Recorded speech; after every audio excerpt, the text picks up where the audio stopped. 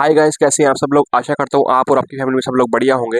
दोस्तों, last video में हमने बात की थी क्यों हमारा फाइनेंशियल प्लान वर्क नहीं करता, हम क्या ऐसी गलतियां करते हैं जिससे हमारा फाइनेंशियल प्लान वर्क नहीं करता। अगर आपने वो वीडियो नहीं देखी है तो उस वीडियो का लिंक मैं यहाँ पे आई बटन में दे दूंगा, तो आप वहां जाके ये वीडियो देख सकते हैं।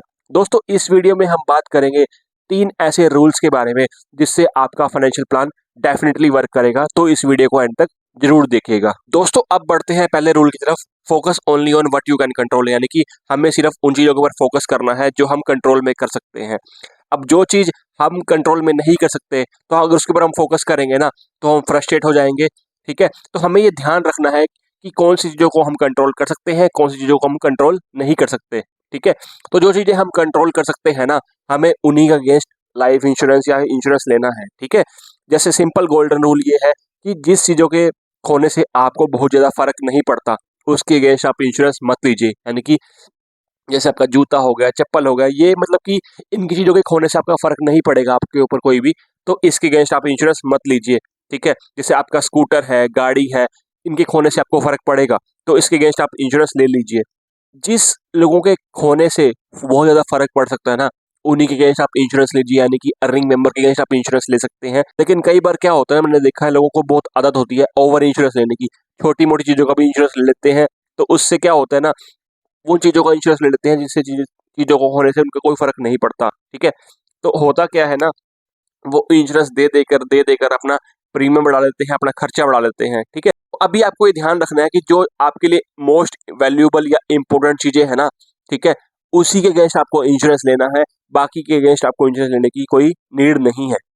दोस्तों, दूसरा रूल ये आता है कि हमें लिक्विडिटी और नेटवर्थ के बीच में फर्क समझना पड़ेगा। दोनों ये अलग अलग चीजें हैं। ठीक है, कई बार आपने देखा होगा, जैसे मान लो न्यूज आती है अखबार में कहीं पे भी, एक बिजनेसमैन था, उसकी नेटवर्थ 2000 करोड़ थी, अचानक से बैंकरप्ट हो गया।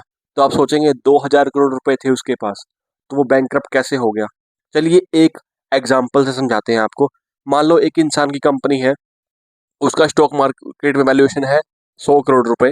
ठीक है, तो उस बंदे के पास ना, जो उसकी कंपनी है, उसके पास 50% हिस्सेदारी है उसके, यानी कि लगभग देखा जाए लगभग 50 करोड़ उसके पास शेयर है उसके। ठीक है, अब ये नेटवर्थ है, लिक्विडिटी नहीं है। बिकॉज जैसे ही वो इंसान अपने शेयर बेचने जाएगा ना, मार्केट में सबसे पहले न्यूज फैल जाएगी कि इसकी कंपनी में कोई प्रॉब्लम है, और जो स्टॉक मार्केट में जो शेयर है ना, प्राइसेस बहुत कम हो जाएंगे और लोअर सर्किट लग जाएगा। ठीक है, अब मान के चलो जो 50 करोड़ के शेयर थे उसके, ठीक है, अब उसको 10 करोड़ की जरूरत पड़ गई। ठीक है, तो उसने शेयर बेचने शुरू करे ना, तो उसके स्टॉक मार्केट में वैल्यूएशन उनकी कम हो गई।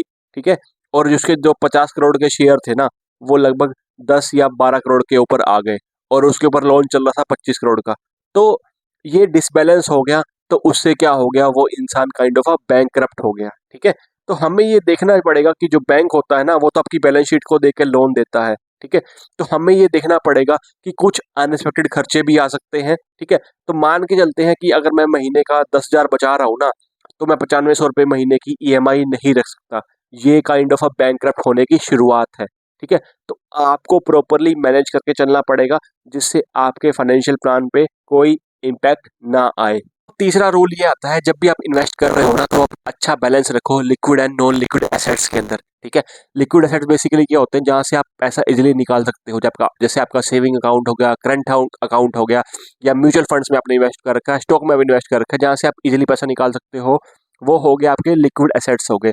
नॉन लिक्विड एसेट्स वैसे हो गए जहां पे आप पैसा इजीली नहीं निकाल सकते, जैसे आपने एफडी करवा ली, या फिर आपने एनपीएस में करवा लिया, पीपीएफ में करवा लिया, जहां से आप इजीली पैसा नहीं निकाल सकते। तो मेरा काइंड ऑफ ये मानना है, जहां पर आप पैसा इजीली निकाल सकते हो ना, तो वहां पे आपका डिसिप्लिन नहीं आएगा। जैसे आपने मान लो स्टॉक मार्केट में इन्वेस्ट किया, ठीक है, आपको थोड़ा बहुत अच्छा बेनिफिट हो गया, तो आपने क्या किया, वहां से पैसे निकाल लिए। ठीक है, तो इस तरीके से करने से ना, आपके अंदर डिसिप्लिन नहीं आएगा, आपके अंदर लालच आ जाएगा, और आप इजीली पैसे आप निकाल सकते हैं। ठीक है, तो हमें बेसिकली क्या है ना, ये प्रॉपरली डिसिप्लिन मेंटेन करके रखने के लिए ऐसी जगह इन्वेस्ट करना चाहिए जहाँ पे हम पैसा इजीली ना निकाल पाए। जैसे मान लो ईएलएसएस हो गया, जैसे आपको वहाँ पे जो इनकम टैक्स में छूट मिलती है म्यूचुअल फंड में इन्वेस्ट करने के लिए, वहाँ पे 3 साल का लॉक इन पीरियड होता है, तो वहाँ से आप इजीली पैसे नहीं निकाल सकते। ठीक है, मैं कहता हूँ कि इन्वेस्टमेंट करना तो अच्छी बात है, लेकिन इस पे अपर लिमिट नहीं लगानी चाहिए। अपर लिमिट लगाने का मतलब ये नहीं है कि आप अपने फैमिली को भूखा रखें, ना कहीं घुमाने ले जाएं, ना कहीं उनके साथ एंजॉय करें। तो हमें बेसिकली क्या है ना, अपनी जो लाइफ में जो छोटी छोटी खुशियां हैं ना, उनको भी एंजॉय करना है। हमें अपनी फ्यूचर नीड्स और प्रेजेंट नीड के बीच में एक बैलेंस बना के रखना है, ताकि हम अपनी लाइफ को भी एंजॉय कर पाएं। ठीक है, तो आपको बेसिकली ध्यान रखना है कि आपको उतना इन्वेस्ट करना है जिससे आपका जो फ्यूचर है वो भी सिक्योर हो पाए, और आपका जो प्रेजेंट है उसमें भी आपको कॉम्प्रोमाइज ना करना पड़े। तो आप तभी इंश्योर्ड रह पाएंगे जब आप लाइफ के unknown risk against kind of insured रहेंगे। तो प्लीज जाके टर्म इंश्योरेंस ले लेना। ठीक है, पॉलिसी बाजार का जो मैंने लिंक है वो अपना डिस्क्रिप्शन में डाल दिया है, तो वहां से जाके आप चेक कर सकते हैं और कंपेयर कर सकते हैं। दोस्तों, आज की वीडियो में इतना ही। कमेंट करके जरूर बताइएगा कि आपको वीडियो हमारी कैसी लगी। अगर आपको हमारा कंटेंट पसंद आया तो आप लाइक कीजिए, शेयर कीजिए एंड सब्सक्राइब कीजिए। मिलते हैं आपसे नेक्स्ट वीडियो के अंदर, तब तक के लिए बाय बाय।